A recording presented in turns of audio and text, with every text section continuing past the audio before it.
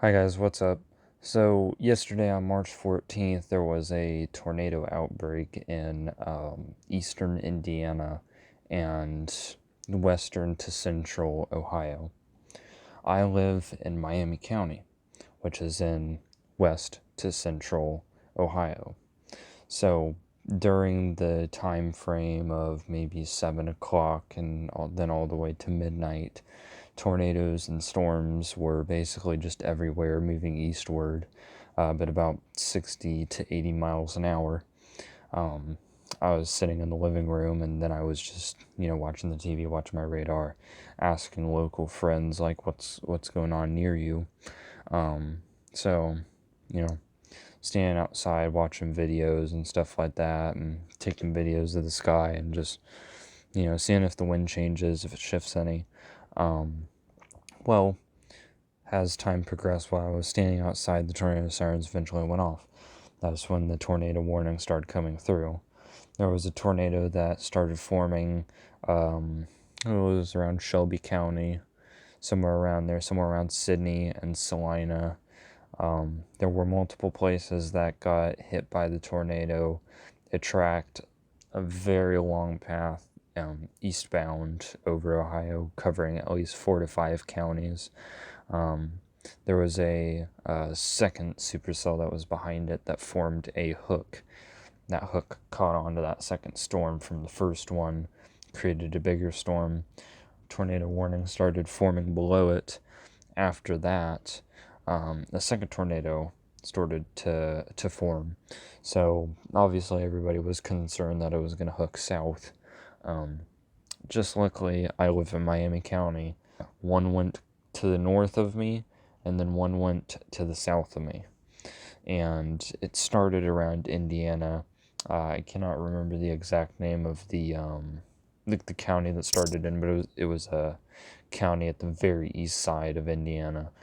Um, and from what I can pick up, they say at least 3 people are confirmed dead at this point.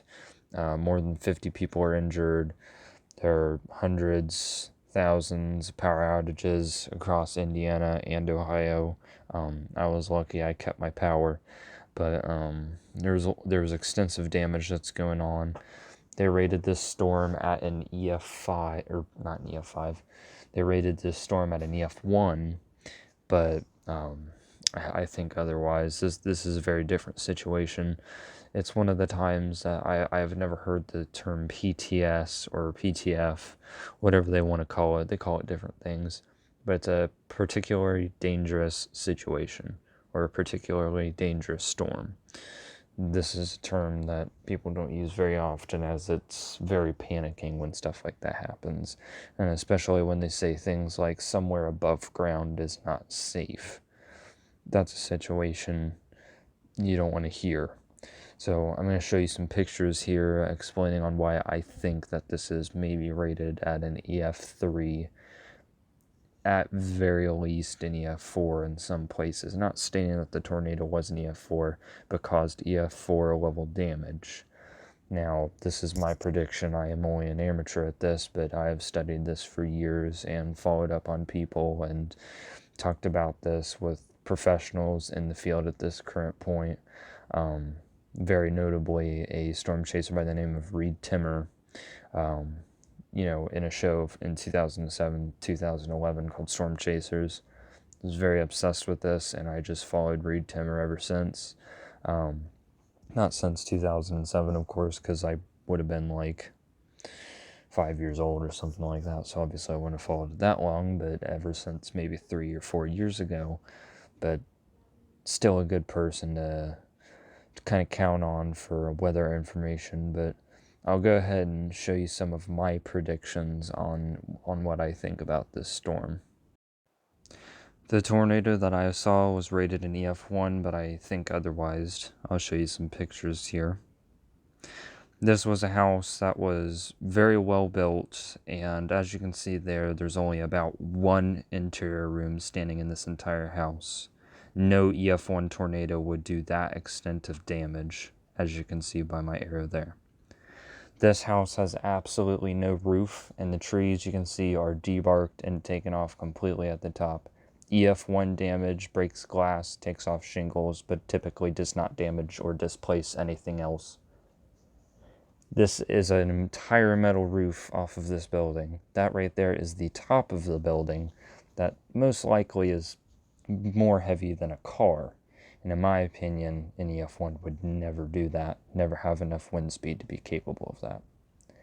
Here's the tornado as you see here, described as a stovepipe tornado, something you don't hear very often and don't want to hear very often.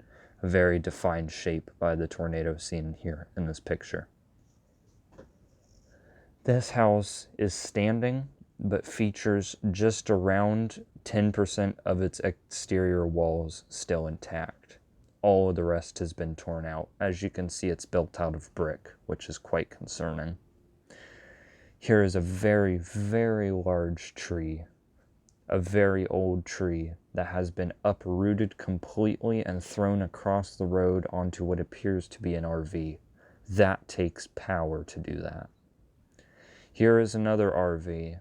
This RV would be a fifth wheel or a trailer RV. These can range from around 7,000 to 10,000 pounds.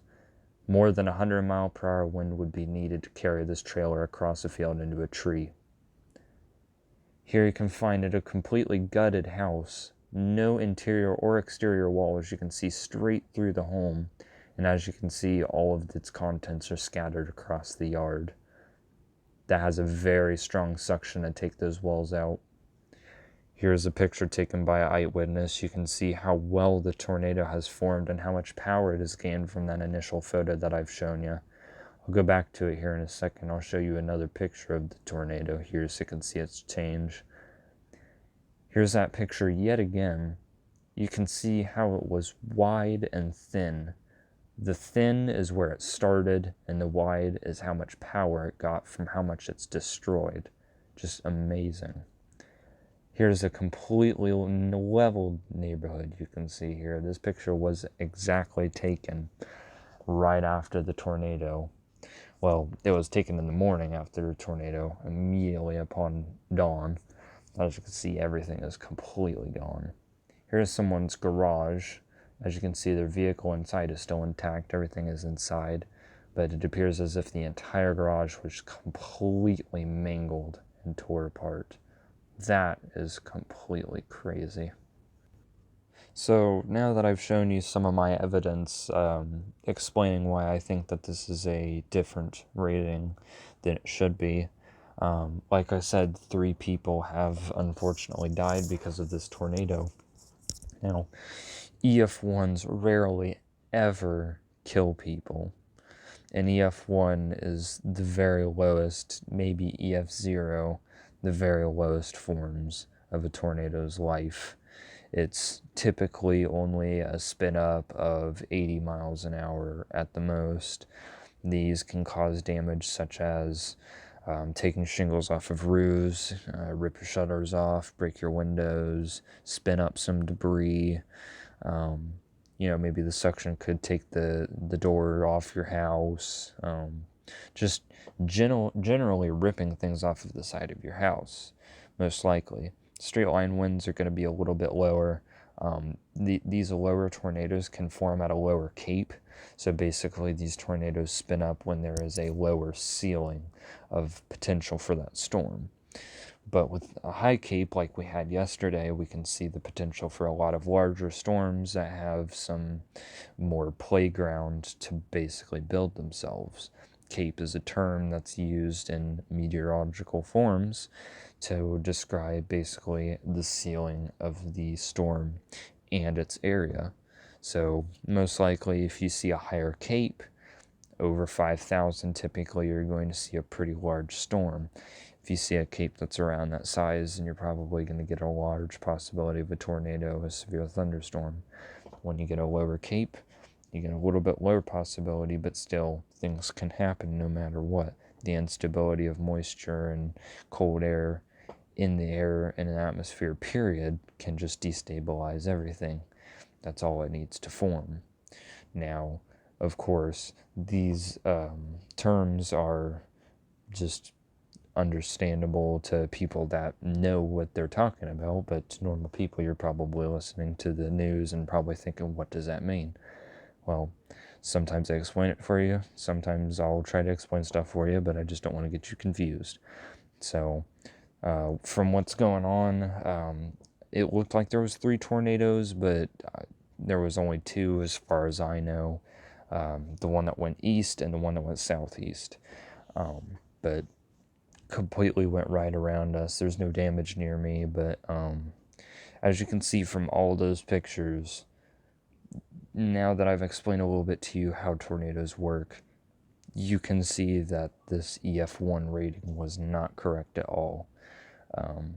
The previous tornado that was around us that actually hit 2 of my friends, they have sent me pictures and all kinds of other evidence that I then sent into the NOAA, National Weather Service station.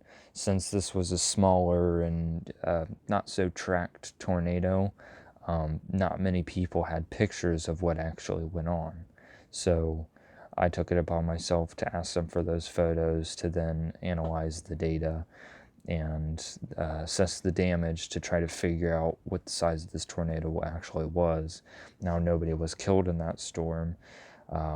No major injuries at all, but still a lot of damage was done. I believe an apartment building was damaged. It had its roof damaged, partially taken off, but nobody else had reported on it, and I just took their photos, I analyzed the damage, and sent it to on their website. They posted it on their website that an anonymous spotter, or I forgot what term they used, but an amateur analyst sent it in, because I had sent an email to them saying, this is what my friends have seen, this is what they're dealing with, and here's my honest analysis of this data that I'm seeing. So it is nice to get people's honest opinions about damage and also to give your own. Now, there can be a lot of different ones. They don't have to be wrong or right, but if they start to find a trend of certain damage, or if they start to find a trend of something that's happened with the storm, they can pretty much conclude that that happened, and that they can say, oh, well, a lot of people are saying that this got damaged, so we can say this is an EF2 or something. So you just got to pick through the fine details of things to be able to figure out what it actually is. But yes, so that is all for this. 3 people passed away, 50 injured, hundreds, thousands, millions dollars worth of damage from what I'm looking at. There's entire neighborhoods ruined. A yacht club, forgot what, I think it was Indian Lake Yacht Club was pretty much destroyed. There's boats thrown everywhere. There's every waterfront house is destroyed. I've seen multiple trailer parks completely scaled, but as you know, trailer parks are probably the worst place you could ever be. They need to be evacuated during a storm at any point. They're not safe at all for anything. But from what I can see, that is just what's gone on. Like I said, it's a leap year now. We're going to see a lot more storms going on. Leap years have been pretty well known for crazy storms, and it's only March. So it's already getting pretty crazy, but there will definitely be more storms to come. Typically, you don't see storms this active this time of year, but I have a feeling this summer is going to be quite the thrill ride of wind. But thank you for watching the video. If there's any more storms, most likely I will make more videos on them after I hopefully survive them. But yeah, they're pretty horrible how many there are and how frequent they're happening. But I hope this information is pretty useful to you, and if you guys got questions about anything, I can answer them about how storms work. I could make something explaining it, but just sharing my experience and information with you guys is more important to me than anything. So see you guys. Thank you.